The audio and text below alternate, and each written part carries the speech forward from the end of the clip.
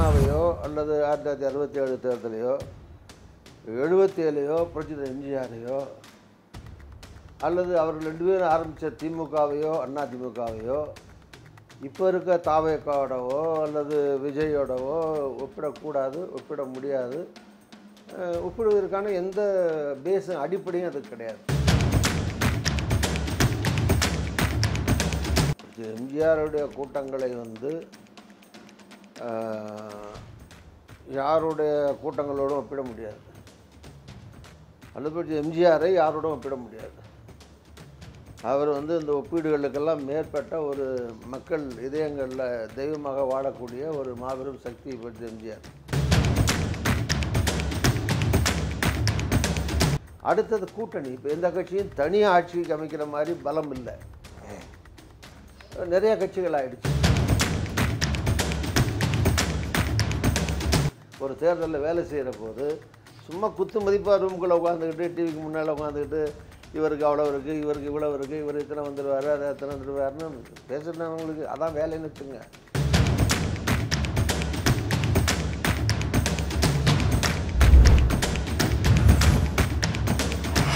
Sir வணக்கம். Sir வணக்கம் sir. இன்றைக்கு இந்த 2026 சட்டமன்ற தேர்தலை ரொம்ப பெருசாக பேசிகிட்டு இருக்கிற ஒரு காரணம் 1967 77 திரும்பும்னு சொல்லி ஒரு மாற்று கட்சியாக வரக்கூடிய தாவேகா சைட்லேருந்து சொல்லிட்டு இருக்காங்க.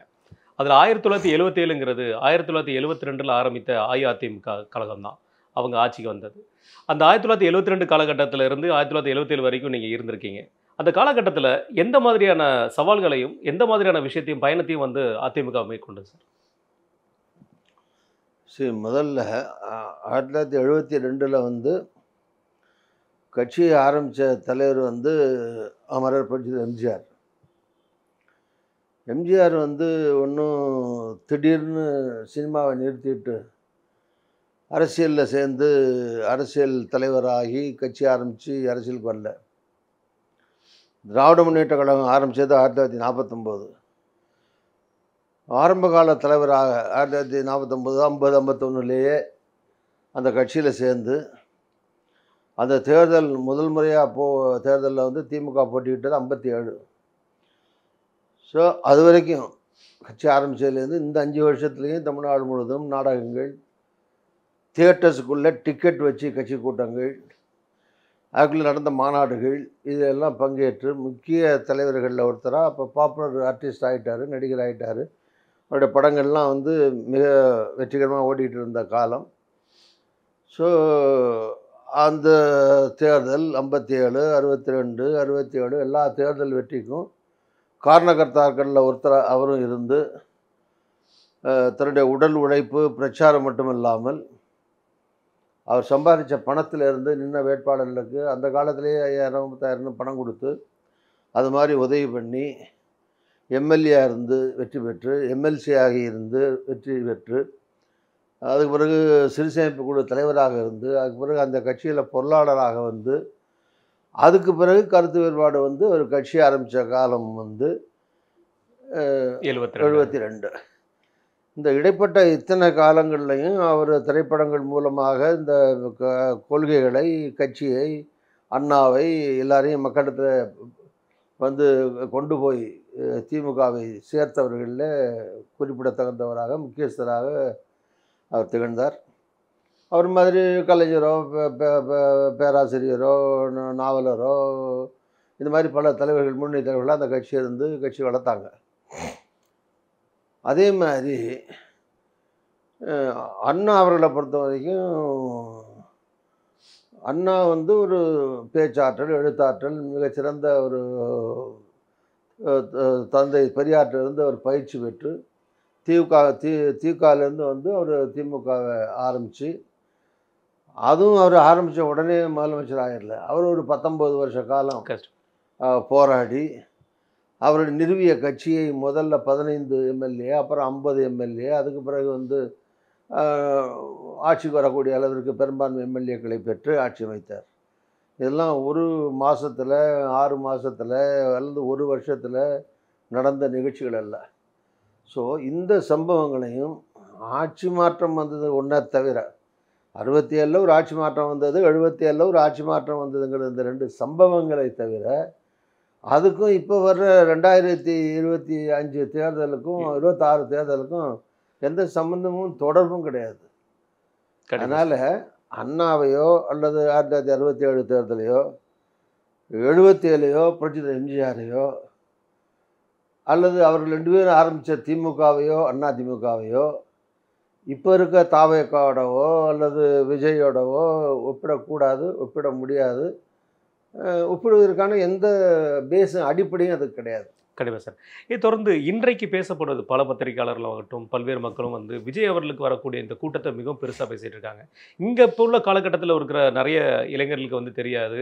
1972ல வந்து கட்சி பிரிஞ்ச உடனே எம்ஜிஆர் அவர்கள் அழைத்த கூட்டத்திற்கு எத்தனை பேர் வந்தாங்கன்னு. இந்த கூட்டத்தை நீங்க அந்த நேரத்தில அந்த அந்த இடத்துல இருந்திருக்கீங்க. எப்படி வகையான கூட்டங்களை நீங்க பார்த்திருக்கீங்க சார்? மக்களோட வரவேற்பு. எம்ஜிஆருடைய கூட்டங்களை வந்து ஆ, யாருடைய கூட்டங்களோடும் ஒப்பிட முடியாது. அல்லது எம்ஜிஆரை யாரோடும் ஒப்பிட முடியாது. அவர் வந்து இந்த ஒப்பீடுகளுக்கெல்லாம் மேற்பட்ட ஒரு மக்கள் இதயங்களில் தெய்வமாக வாழக்கூடிய ஒரு மாபெரும் சக்தி பற்றி எம்ஜிஆர். ஸோ ஆனால் அதுக்கு பிறகு அவர் மட்டும் இல்லை, ஆனாலும் அவரும் ஒரு நடிகர். புரட்சி எம்ஜிஆரும் ஒரு நடிகர் தான். நடிகர் தான் வந்தார் வரிசையாக வளர்ந்து. அவருக்கு இணையாக இன்னும் சொல்ல போனால் வந்து உலக சிறந்த நடிகர்களில் ஒருத்தராக இருந்த பல பேர், நடிகர் சிவாஜி கணேசனாக இருக்கட்டும், ஆந்திராவில் சூப்பர் ஸ்டாராக இருந்த சிரஞ்சீவியாக இருக்கட்டும். இப்போ அதுக்கு பிறகு பவன் கல்யாண் வந்து அவர் தம்பி வந்து இப்போ துணை முதலமைச்சர் இருக்கார். அவர் கட்சி ஆரம்பிக்கும் போது அவருக்கு வந்த ப்ரெஸ்ஸாக இருக்கட்டும், கூட்டமாக இருக்கட்டும். ஏன் அமிதாப் பச்சன் கூட கொஞ்சம் காலம் அரசியல் ஆர்வத்தில் உள்ளே வந்துட்டு வெளியே போனார். அந்த மாதிரி மாநிலத்துக்கு மாநிலம் பல பேர் வந்திருக்காங்க. தமிழ்நாட்டிலேயே பல பாக்கியராஜ் கட்சி ஆரம்பித்தார், டி ராஜேந்தர் கட்சி ஆரம்பித்து நடத்திட்டு இருக்காரு. இவங்க எல்லாத்தையும் நீங்கள் அப்படி பார்த்தீங்கன்னா சமீப காலங்களில் கட்சி ஆரம்பித்த நடிகர்களில் எம்ஜிஆருக்கு அப்புறம் வந்து மிக துணிச்சலோடு தைரியமோடு கட்சி ஆரம்பித்தவர்னு பார்த்தீங்கன்னா விஜயகாந்த் தான். அந்த விஜயகாந்த் அவர்கள் யாரை கலைஞர் உயிரோடு இருக்கிற போது, செல்வி ஜெயலலிதா உயிரோடு இருக்கிற போதே ஒரு கட்சி ஆரம்பித்து 3வது சக்தியாக தமிழ்நாட்டில் வளர முடியும்னு ஒரு நம்பிக்கை தன்னம்பிக்கையோடு அவர் ஆரம்பித்தது ஒரு மாபெரும் அசாத்திய துணிச்சல் தைரியம் இருக்கவங்க தான் செய்ய முடியாது. அப்படிப்பட்ட ஒரு துணிச்சலோடு தைரியமோடு அவர் வந்து கட்சியை தொடங்கி எதிர்கட்சி தலைவர் வரைக்கும் வந்தார். அஃப்கோர்ஸ் பின்னாடி கூட்டி இல்லாமல் அதிமுக போட்டார், அது ஒரு விஷயம். அதனால் இந்த நடிகர்கள் போகிற போது அது தமிழ்நாட்டில் மட்டும் இல்லை, கூட்டங்கள் வந்து இப்போ மம்முட்டி போனார்னா கேரளாவில் கூட்டம் வரும், மோகன்லால் போனால் கூட்டம் வரும். அது மாதிரி ராஜ்குமாருக்கு கர்நாடகத்தில் கூடாத கூட்டமாக, அது மாதிரி அமிதாப் பச்சன் வெளியே போனால், இப்போ ஷாருக் கான் வெளியே போனார்னா எதாவது கட்டுப்படுத்த முடியுமா? ரோட் ஷோ போனார்னா நின்னார்னா பண்ண முடியுமா? அந்த மாதிரி ஈவன் நடிகர்களாக இருக்கட்டும், ஃபேமஸான நடிகைகளாக இருக்கட்டும், இவங்கெல்லாம் இப்போ ஒரு நடிகை கடை திறக்க போனாலே 2 பேர் அவங்க செத்து போகிறான். என்ன 10,000 பேர் 20,000 பேர் கூடி அழைப்பு இல்லாமலே போய் நின்று அமுக்கி ஸ்டம்பேட் ஆகிடுது. ஸோ அதனால் இது வந்து எப்போ நிரூபிக்கப்படும்னா மக்கள்கிட்ட போய் மக்கள் தான் எஜமானர்கள். கூட்டம் வந்து பல ஆங்கிளில் வருவாங்க. கட்சி தொண்டர் இருக்கலாம். தாவேக்கா ஒரு கட்சி ஆரம்பித்தார், ஒரு கட்சி அவருடைய ரசிகர்கள் இருக்காங்க, கட்சி தொண்டர்களாகவும் அவர்கள் மாறி இருக்கலாம், புதுசாக கூட சில பேர் வந்திருக்கலாம், வராமல் இருக்கலாம், அது வேறு விஷயம். அவரை பார்க்க வர்றவங்க, வேடிக்கை பார்க்க வர்றவங்க, கட்சிக்கு வர்றவங்க, இந்த மாதிரி பல வகையான கூட்டம் வரும். ஈவன் எதிர்கட்சிகள் கூட வந்து நிற்பாங்க, என்ன பேசுகிறாங்க அப்படின்னு தெரிஞ்சுக்கிட்டு கூட வரலாம். ஸோ அதனால் இந்த கூட்டத்தை வச்சு யாரையும் மதிப்பீடு இவர் உயர்ந்தவர், இவரை விட இவர் உயர்ந்தவர், இவரை விட இவர் தாழ்ந்தவர்னு ஒப்பிட முடியாது. கூட்டத்தை வச்சு வெற்றி தோல்விகளை வந்து நிர்ணயம் செய்ய முடியாது. ஆக ஒரு பரிசோதனை களம் எதுன்னா தேர்தல். ஸோ தேர்தலை சந்தித்து தேர்தலை எவ்வளவு செய்த வாக்குகள் பெறுகிறார்கள், எவ்வளவு செய்த வெற்றி கிடைக்குது, எவ்வளவு எம்எல்ஏக்கள் எம்பிக்கள் கிடைக்கிறாங்க. ஸோ இன்னும் தாவேக்கா ஒரு தேர்தலை கூட சந்திக்கல. இப்போ புரட்சி எம்ஜிஆர் பொது தேர்தலுக்கு போகிறதுக்கு முன்னாலேயே திண்டுக்கல் எம்பியில் வெற்றி பெற்றார், கோயம்புத்தூர் எம்எல்ஏவில் இடைத்தேர்தலில் வெற்றி பெற்றார், பாண்டிச்சேரி தேர்தலில் வெற்றி பெற்று அங்கே ஒரு ஆட்சி அமைச்சிட்டார் தமிழ்நாட்டுக்கு முந்தையே. ஸோ இந்த மாதிரியெல்லாம் படிப்படியாக வந்து அவருடைய வெற்றியை, அவருடைய மேலாண்மையை, அவருடைய செல்வாக்கை ஒவ்வொரு கடத்தில் நிரூபித்து வந்து பொதுத்தேர்தலில் சந்தித்தார்.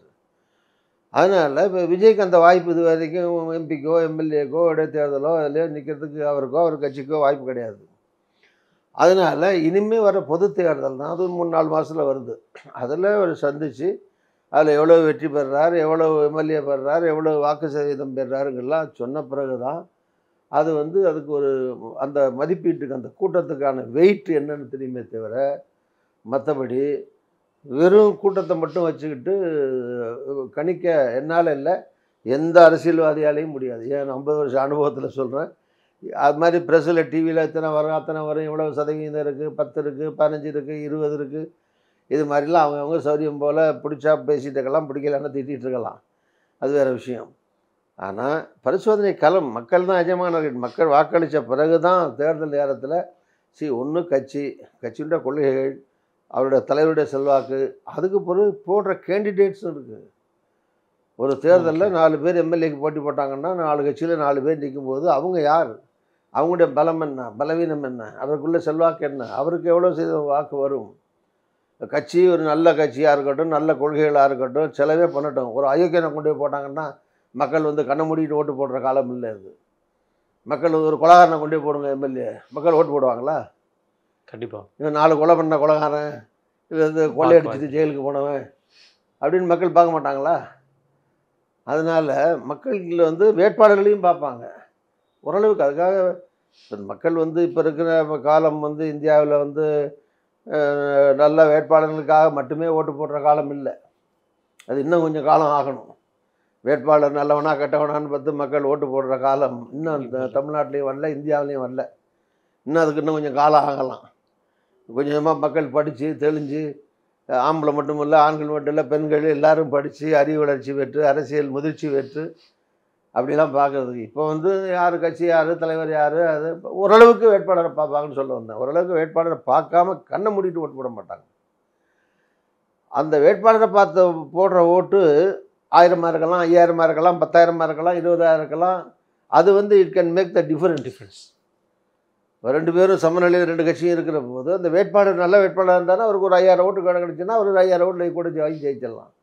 ஸோ அதனால் இது இந்த மாதிரி. அப்புறம் இப்போ பணம், அது ஒரு பெரிய ஃபேக்டர். யார் நிற்கிற வேட்பாளர் அவரே செலவு பண்ணுறாரா, அவர் கட்சி கொடுத்து செலவு பண்ணுறா, இது அடுத்த பாயிண்ட்டு. அடுத்தது கூட்டணி. இப்போ எந்த கட்சியும் தனியாக ஆட்சிக்கு அமைக்கிற மாதிரி பலம் இல்லை. நிறைய கட்சிகள் ஆகிடுச்சு. முந்தியெல்லாம் இப்போ காங்கிரஸ் சுதந்திர போராட்ட காலத்தில் காங்கிரஸ் மட்டும் இருந்தது, அப்புறம் கம்யூனிஸ்ட் ஆர்மிக்கு போட்டு இருந்தது, அப்புறம் தமிழ்நாடுன்னு பார்த்தீங்கன்னா திராவிட முன்னேற்ற கழகம் மட்டும்தான் இருந்தது. இப்போ நீங்கள் 55 கட்சி ஆகிப்போச்சு.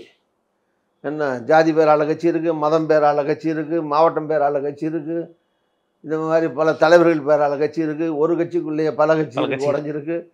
ஸோ இந்த மாதிரி இருக்கிற சூழ்நிலையில் 1000 ஓட்டு, 500 ஓட்டு, 5000 ஓட்டு, 10,000 ஓட்டு அவங்க பிரிக்கிறாங்க. இப்போ ஒரு கட்சி 5% வாங்குது, ஒரு கட்சி தனியாக நின்று, இப்போ சீமான் தனியாக நின்று 8% தனியாக நின்று போட்டி போட்டார், அவர் 8% 9% வாங்கியிருக்காரு.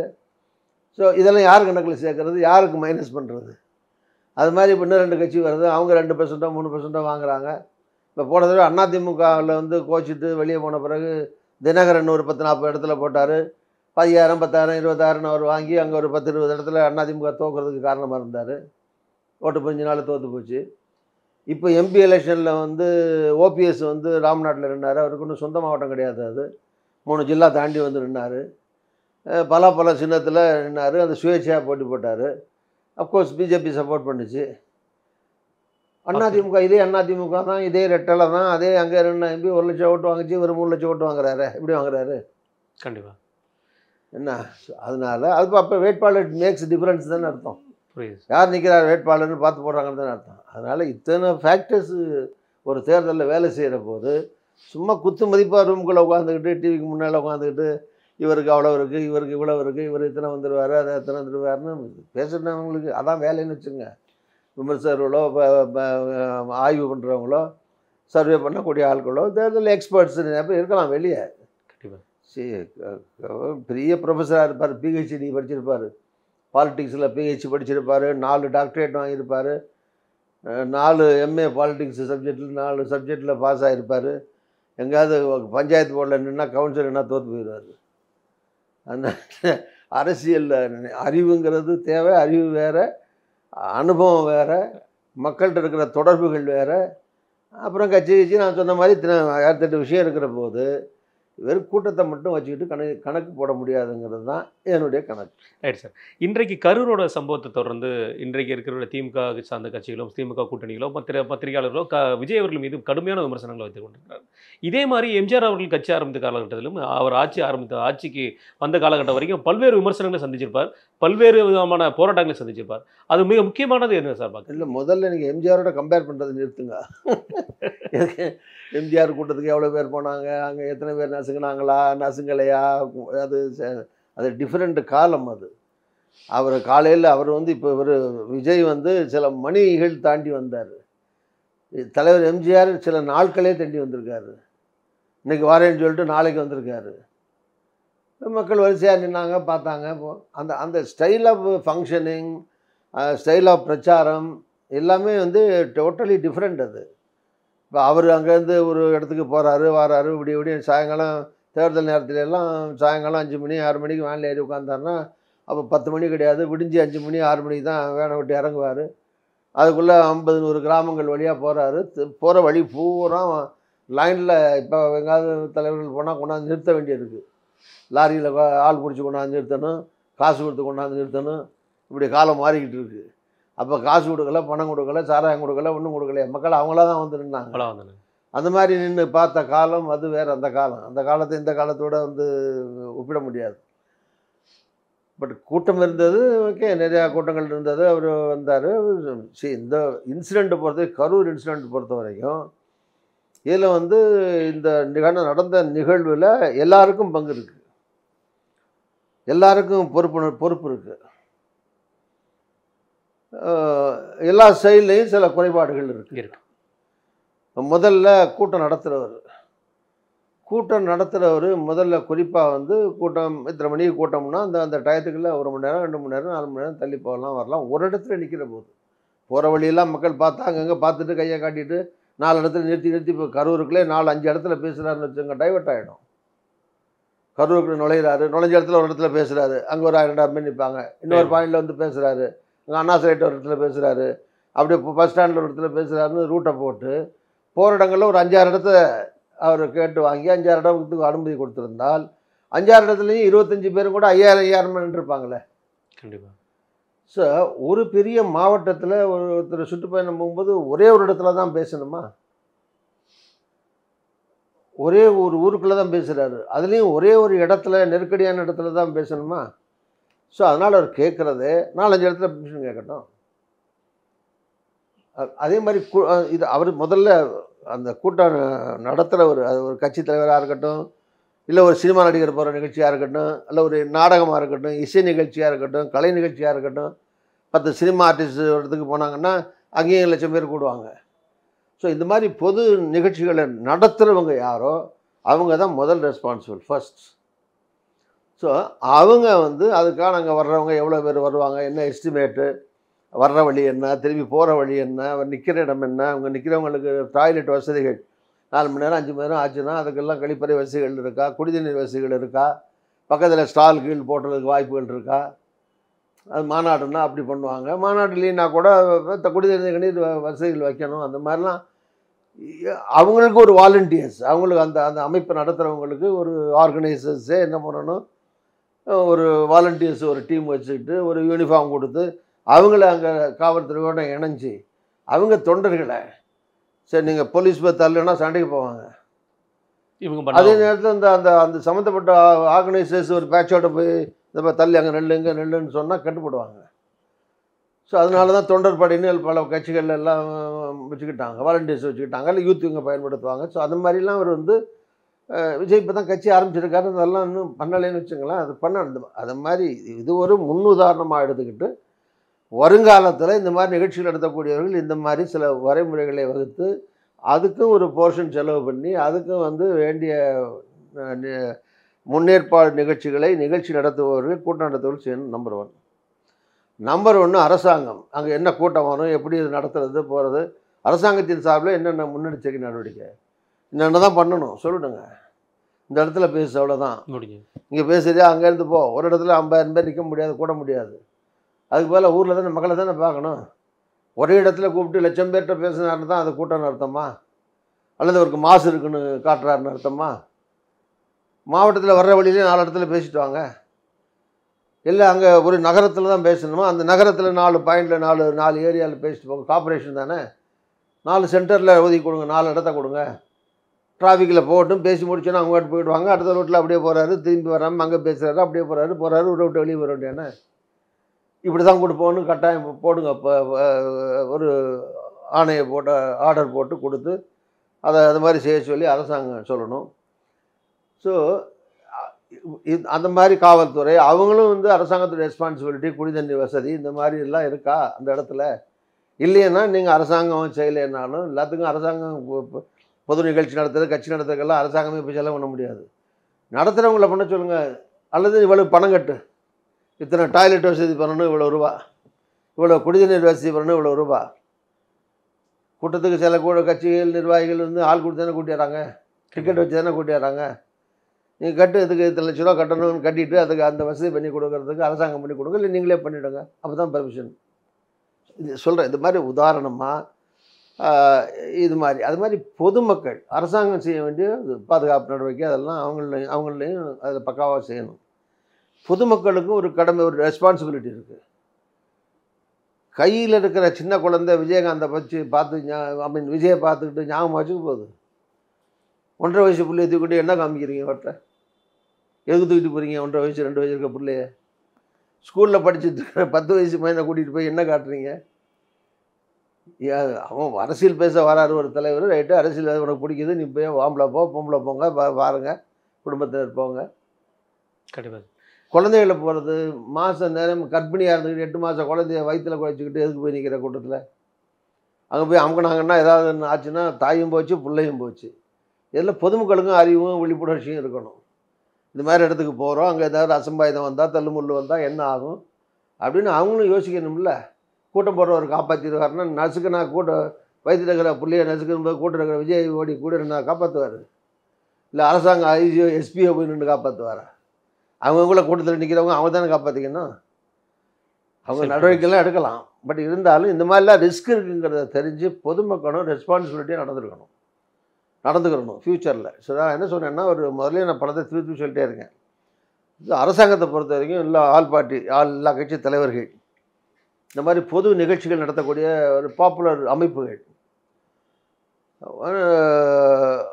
அது மாதிரி இந்த மேனேஜ்மெண்ட் ஈவெண்ட்ஸ் நடத்தக்கூடிய முக்கியமான கம்பெனிஸ், நிர்வாகிகள், காவல்துறை, இப்படி இதில் ஒரு ஆல் செக்டாரையும் கூப்பிட்டு ஒரு கூட்டத்தை ஏற்பாடு பண்ணி நடத்தி அவங்கள்ட்ட ஆலோசனைகளை வாங்கி எதிர்காலத்தில் அரசியல் கட்சியாக இது மாதிரி பொது நிகழ்ச்சிகளாக நடத்துறதுக்கு தீஸ் ஆர் த ரூல்ஸ், இந்த மாதிரி இந்த நடைமுறைகளை பின்பற்றணும். இப்படி பண்ணால் அரசாங்கம் எந்த அரசாங்கமாக இருந்தால் கொடுங்க, இல்லைன்னா தர முடியாதுன்னு சொல்ல வேண்டியதான். கண்டிப்பாக சார். ஸோ அந்த மாதிரி பண்ணணும். ஒன்று. ரெண்டாவது, சென்ட்ரல் கவர்மெண்ட்டும் கூட சென்ட்ரல் கவர்மெண்ட்டுக்கும் ரெஸ்பான்சிபிலிட்டி இருக்குது. இந்த மாதிரி அசம்பாவிதம் நடந்த பிறகு அங்கேருந்து டீம் அனுப்பி வந்து பார்க்குறதோ, அல்லது ஏதாவது ஒரு மந்திரி வந்து பார்த்துட்டு போகிறதுனால, இல்லை 1 லட்சம் 2 லட்சம் பணம் கொடுக்கறதுனால ஒரு பிரயோஜனம் நடக்க போகிறதில்ல. இப்போ அவங்க என்ன செய்யணும்? அவங்க செயலில் எத்தனை இராணுவம் இருக்குது, சிஆர்பிஎஃப் இருக்குது, ஊர்காவல் படையின்னு இருக்குது, அது மாதிரி நிறையா ரிட்டையர்டு மிலிட்ரி பீப்புள் இருக்காங்க, எக்ஸ் சர்வீஸ்மேன்ஸு. இது மாதிரி இந்த மாதிரி பொது நிகழ்ச்சிகளை கொஞ்சம் பேர் என்கேஜ் பண்ண வேண்டியது தானே. On behalf of the central government with state கவர்மெண்ட்டோட கோஆப்ரேட் பண்ணி அவங்களும் இராணுவத்தில் 4 பேர் துப்பாக்கியோடு அங்கே நிற்கிறாங்கன்னு வச்சுங்க. 1 லட்சம் பேர் கூற இடத்துல அங்கே இங்குமா ஒரு 10 பேர் துப்பாக்கி வச்சுக்கிட்டு அங்கே நின்னாங்கன்னா கூட்டத்துகளில் தல்றவன் போன்றவன் அங்கே வந்து விஷமம் பண்ணுறவங்களாக இருக்கட்டும், அல்லது விதிகளை தாண்டி முரண்பாடாக நடக்கிறவங்களாக இருக்கும், ஒரு பயம் இருக்கும்ல. கண்டிப்பாக. ஸோ சென்ட்ரல் கவர்மெண்ட் மத்திய அரசும் கூட ரெஸ்பான்சிபிலிட்டி இருக்குது. அவங்களும் தன்மகுக்கு செய்யணும். இந்த மாதிரி ஆல் குவார்ட்டர்ஸ்லேயும் வேண்டிய நடவடிக்கைகளை எடுத்தால் எதிர்காலத்தில் இது போன்ற அசம்பாவிதங்கள் 40-50 பேர் 10 கை குழந்தைகள் கூட வந்து சாகிறது, இந்த இது ஒரு பெரிய அநியாயமான எல்லாரும் மனதையும் காயப்படுத்தியிருக்கக்கூடிய நீங்காத ஒரு துன்பத்தை கொடுக்கக்கூடிய ஒரு நிகழ்வு. இது எதிர்காலத்தில் தடுக்கப்படணும். கண்டிப்பாக சார். நாங்கள் வந்து எம்ஜிஆர் அவர்களையும் சரி, விஜய் அவர்களையும் சரி எந்த இடத்துல ஒப்பிடலை சார். இந்த காலகட்டத்தில், அதாவது இதுவரைக்கும் இல்லாத சட்டமன்ற தேர்தலில் புதுசாக இந்த இளைஞர்கள் மத்தியில் இந்த 1967, 77 திரும்புங்கிற ஒரு காரணம் இருக்கும் பொழுது, எப்படி 1970, 77 திரும்பிச்சு அப்படிங்கிறது இப்போ வரைக்கும் அவங்க கட்சி சார்பாகவும் சொல்லிக் கொடுத்ததில்லை, மக்களும் சொல்லி தெரியாதில்லை. அதான் நான் சொன்னேன். இப்போ நீங்கள் என்ன கேட்டீங்க, ஒப்பிடுறங்கிறது 2 பேரும் நடிகர்கள் ஓகே. அவன் இன்னும் சொல்ல போனால் தலைவர் எம்ஜிஆர் வாங்கின சம்பளத்தை விட இவர் கூட கூட வாங்கிட்டு காலம் அந்த காலம் வேறு இந்த காலம் வேறு.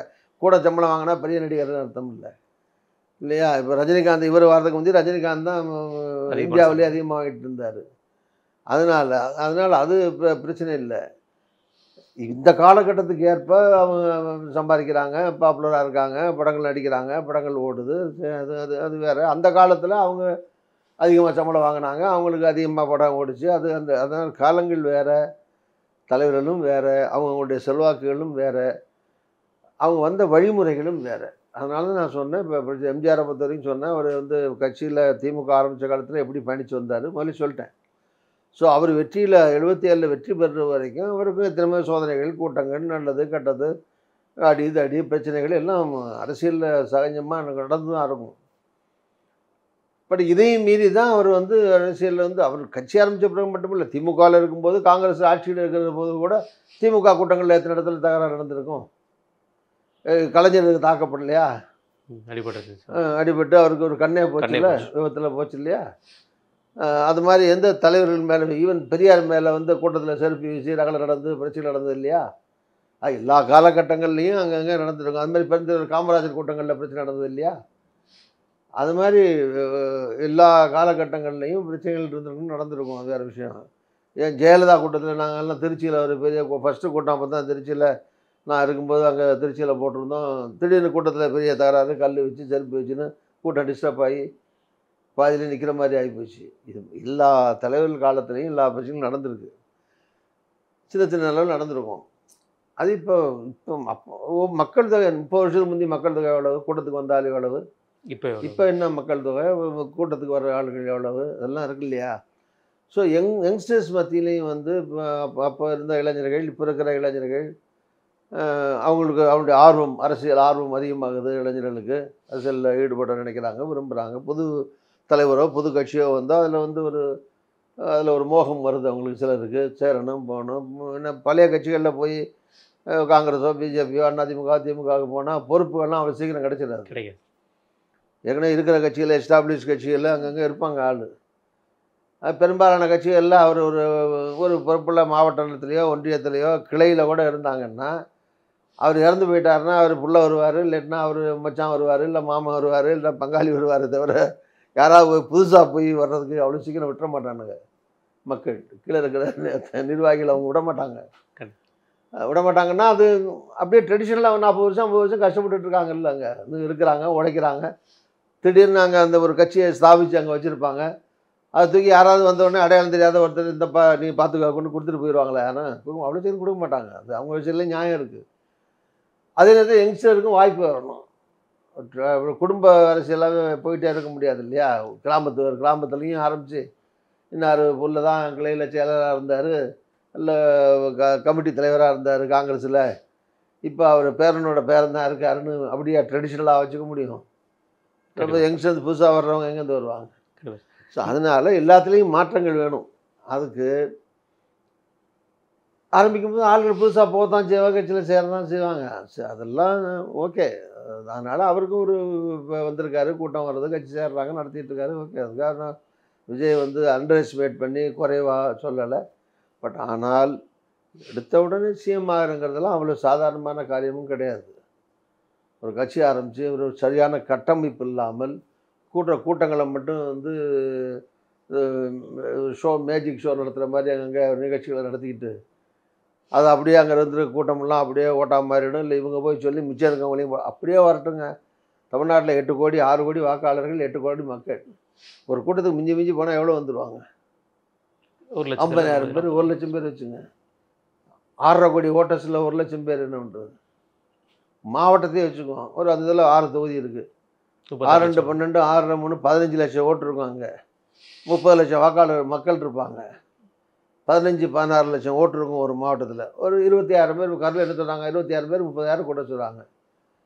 18 லட்சம் பேரில் அந்த 30,000 பேர் கூடனா அந்த 30,000 பேரும் மந்திரம் பண்ணி 18 லட்சம் பேரையும் ஓட்டு போட வச்சுருவாங்களா? உதாரணத்துக்கு சொல்ல புரியுது சார், புரியுது. அது மாதிரி இது வந்து விஜய்க்கு மட்டும் இல்லை, எல்லாருக்குமே. திமுக இருக்கட்டும், அதிமுக இருக்கட்டும், காங்கிரஸாக இருக்கட்டும், பிஜேபியாக இருக்கட்டும், கம்யூனிஸ்டாக இருக்கட்டும், எல்லாருக்கும் அதே கேஸ் தான். அதனால் எல்லாருக்கும் வர்ற கூட்டத்தையோ சேர்க்குற கூட்டத்தையோ கூட்டுற கூட்டத்தையோ செலவு பண்ணி சேர்க்குற கூட்டத்தையோ இல்லை சும்மா வர்ற கூட்டத்தையோ எப்படி வந்தாலும் அந்த சாம்பிள் கூட்டத்தை மட்டும் வச்சுக்கிட்டு அந்த மாவட்டத்தில் முழுதும் அது வந்து வெற்றியாக பிரதிபலிக்கும்னு சொல்ல முடியாது. அது ஒரு அது அது திருவிழா மாதிரி தான் நடத்தி மக்களுக்கு ஒரு அறிமுகத்துக்கு மக்கள்கிட்ட ஒரு பாப்புலாரிட்டி வர்றதுக்கு அது காரணமாக அமையுமே தவிர அதுவே வெற்றியின் எல்லாமாக அமையாது. கண்டிப்பாக சார். இறுதியாக ஒரு கேள்வி சார். இந்த 77 தேர்தல் அனௌன்ஸ் பண்ணதுலேருந்து கூட்டணி கட்டமைப்புலேருந்து தேர்தல் வின் பண்ணுற வரைக்கும் எம்ஜிஆர் அவர்களுடைய ஆக்டிவிட்டிஸ் எப்படி இருந்தது சார்? எம்ஜிஆர் எந்த விதமான ஒரு நடவடிக்கை மூலமாக இது மாதிரி ஒரு விஷயத்தை சென்றார்? நான் முதல்ல சொன்ன உங்களுக்கு அது வந்து ஒரு கட்சி 72லேருந்து 77 தேர்தலுக்குள்ள பல நிகழ்வு நடந்திருக்கு. ஒன்று கட்சி ஆரம்பிச்சு 5-6 மாதத்துக்குள்ளேயே வந்து திண்டுக்கல்லில் வந்து பாராளுமன்றத்துக்கு இடைத்தேர்தல் வருது. பாராளுமன்றம்னா 6 சட்டமன்ற தொகுதி உள்ளடக்கியது ஒரு தொகுதி, ஒரு எம்எல்ஏ தொகுதி இல்லை. அந்த 6 சட்டமன்றம் உள்ளடக்கிய ஒரு பாராளுமன்றத்தில் அப்போது ஆட்சியில் இருக்கிற திமுக, உயிரோடு இருக்கிற பெருந்தலைவர் காமராஜர், உயிரோடு இருக்கிற இந்திரா காந்தி அம்மையார், ஸோ இவங்களெல்லாம் தாண்டி தனியாக நின்று அங்கே வந்து அதிமுக வெற்றி பெறுது. அதே மாதிரி கோயம்புத்தூரில் மாயத்தவர் இங்கே ஜெயிக்கிறாரு. அங்கே கோயம்புத்தூரில் ஒரு எம்எல்ஏ எலெக்ஷனில் அரங்கநாயகன் ஜெயிக்கிறாரு. ஓகே, வெற்றி. அதுக்கடுத்து தொடர்ந்து பின்னாடி வந்து பாண்டிச்சேரியில் எலெக்ஷன் வருது, ஸ்டேட் எலெக்ஷன். அந்த மாநிலத்தில் அதிகம் வாங்கி அங்கே ராமசாமி மந்திரி ஆகிறாரு. அதிமுக ஆட்சி நாள் இருந்தது. அப்புறம் அது கலைஞ்சிருச்சுன்னு வச்சுங்க. அதுக்கடுத்து பெரிய லெவலில் வர்றது பாராளுமன்ற தேர்தல்.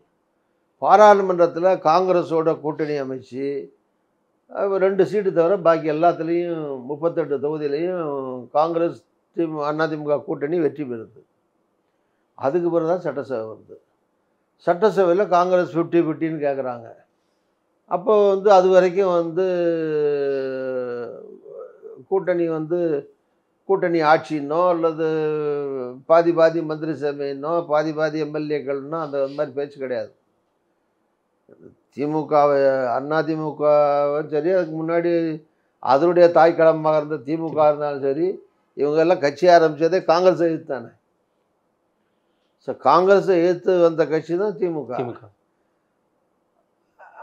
அதுக்கு பிறகு கலைஞர் வந்த பிறகு 71 தேர்தலில் தான் காங்கிரஸோட காங்கிரஸ் 2ஆக போய் இந்திரா காங்கிரஸ் வந்த உடனே ஃபஸ்ட்டு கூட்டணி வருது. எம்எல்ஏக்கு ஒரு சீட்டு கூட கிடையாது. காங்கிரஸுக்கு 10 சீட்டு தான் எம்பிக்கு கொடுத்தாங்க.